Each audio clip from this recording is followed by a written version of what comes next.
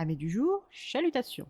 Pour les petits nouveaux, moi c'est Sekhmet et je vous souhaite la bienvenue dans mon podcast littéraire. Dans mon émission, je vais tenter 3 fois par semaine de vous donner envie de découvrir des livres de tout poil, récents et moins récents. Alors, si ça vous tente, c'est par ici la suite. Aujourd'hui, je vais vous présenter J'ai trouvé un homme dans le jardin de Arikawa Hiro, publié aux éditions Actes Sud. Dans ce nouveau roman de l'autrice, nous allons rencontrer Kono Sayaka, une employée de bureau dans la seconde partie de sa vingtaine. À l'approche de la trentaine, Sayaka sait qu'elle ne mène pas une vie saine. Elle ne cuisine jamais et ne se nourrit que de plats tout prêts, sans parler de son manque de motivation quand il s'agit de s'atteler aux tâches ménagères. Son célibat est aussi une source de conflit avec sa famille. Elle vit seule dans une ancienne résidence dans un petit appartement au rez-de-chaussée avec un jardinet. Un soir de fin d'hiver où il gelait et que la lune était voilée, Sayaka, qui avait un peu trop bu, chantonnait tout en cheminant vers son 2 pièces proche de la gare. Elle arrive presque quand elle remarque un grand sac poubelle déposé devant son entrée. Son ébriété ralentit certes ses réactions, mais pas au point de ne plus savoir que le jour des poubelles est déjà passé et que le dépôt sauvage d'ordures est totalement interdit. Sa contrariété monte à chaque pas qui la rapproche de ce tas d'immondices échoué sur le trottoir, jusqu'à lui rendre sa sobriété mentale. Sa colère retombe comme un soufflé au fromage quand elle se rend compte que ce qu'elle pensait être un gros sac poubelle noir est en réalité un homme en boule. Recroquevillé sur lui-même avec un sac à dos, il semble dormir dans les buissons. Sayaka n'a plus qu'une peur, que l'inconnu soit mort. Car si c'était le cas, bonjour la paperasse et les ennuis. Elle décide de vérifier par elle-même, et heureusement, l'homme se réveille. Sayaka se fit la remarque qu'il était plutôt beau avant de l'interroger sur la raison de sa présence. Il lui explique être simplement tombé de fatigue, littéralement. Surprise, Sayaka se demande quoi faire quand l'homme à moitié endormi lui demande de le recueillir comme on le fait avec un chat ou un chien errant.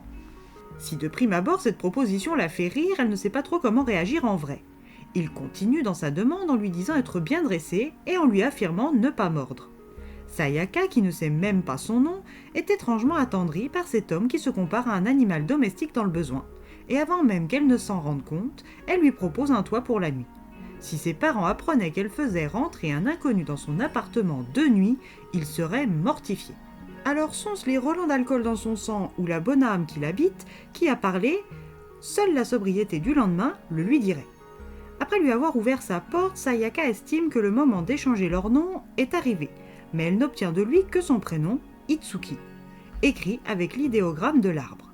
Le lendemain matin, la jeune femme, de nouveau pleinement en capacité de réfléchir, se lève et découvre un inconnu dans sa cuisine qui vient de lui préparer le petit déjeuner.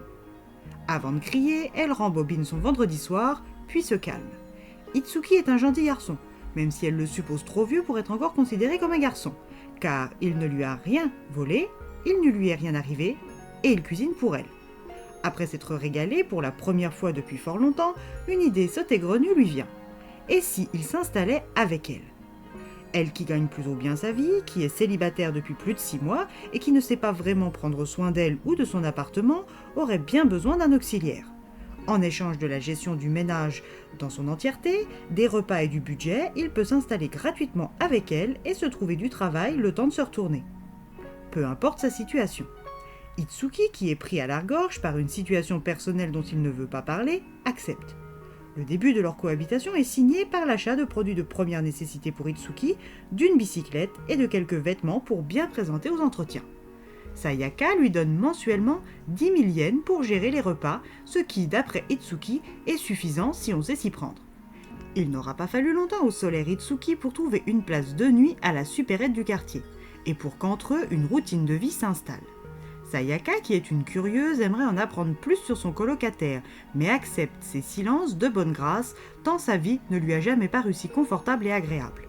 Elle finit par espérer que cela ne s'arrête jamais.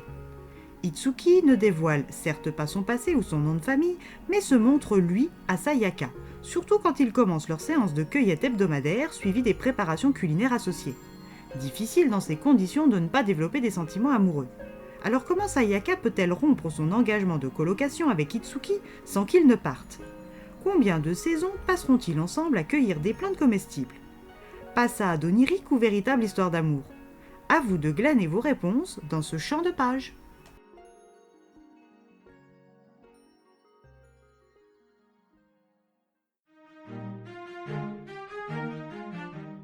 Une lecture comme une bulle. Après les mémoires d'un chat, au prochain arrêt et au revoir les chats, l'autrice réussit encore une fois à me faire voyager dans la vie des personnages le temps de cette lecture. Bucolique, tendre, gourmande, attachante, cette histoire reste en tête même après le point final. Et bien voilà, j'en ai fini pour aujourd'hui. J'espère que cet épisode vous aura plu et vous aura donné des nouvelles idées de lecture. Si vous souhaitez découvrir d'autres petits bonbons littéraires tout droit sortis de ma bibliothèque, je vous retrouve le mardi 24 mars prochain pour un nouvel épisode. Et si d'ici là je vous manque de trop, n'hésitez pas à me rejoindre sur mon compte Instagram, @leslecturesdeSekhmet. Sur ce, chalut les amis et à la prochaine.